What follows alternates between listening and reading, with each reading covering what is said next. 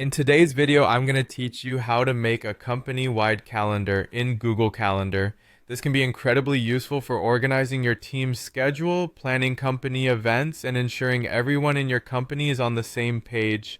So let's dive right into it. First, open up your browser and head to Google Calendar. You can simply search for Google Calendar in your preferred search engine, which should bring it right up at the top of the search results.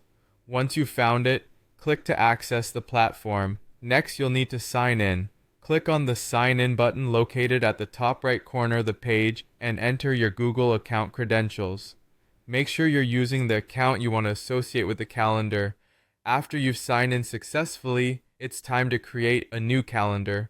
On your Google Calendar page, look to the left sidebar for a section called Other Calendars. Here, you'll see a little plus icon. Click on this to reveal a drop-down menu and select Create New Calendar. Now that you're in the calendar creation mode, you will need to set up some details. Start by entering a name for your calendar. Choose something descriptive that everyone in your company will immediately recognize, like company events or team calendar.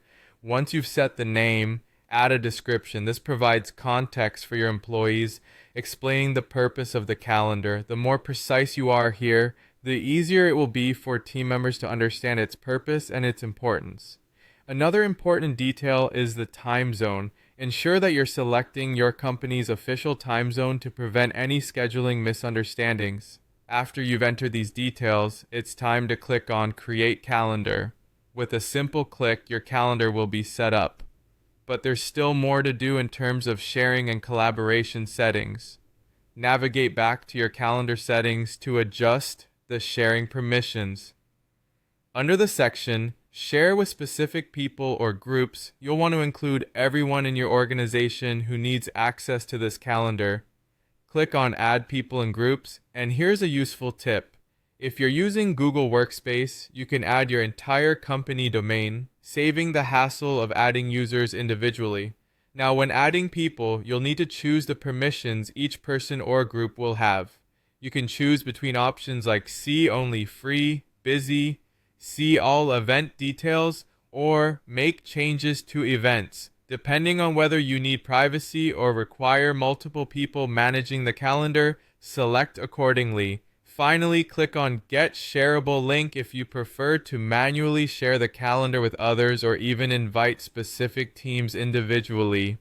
You can also start adding events and using color coding to distinguish between different types of activities, which will make reading the calendar at a glance much easier. And there you have it, a complete guide to setting up a company-wide calendar on Google Calendar. It's an efficient way to keep your team connected and coordinated. Thanks for joining me today, and happy scheduling!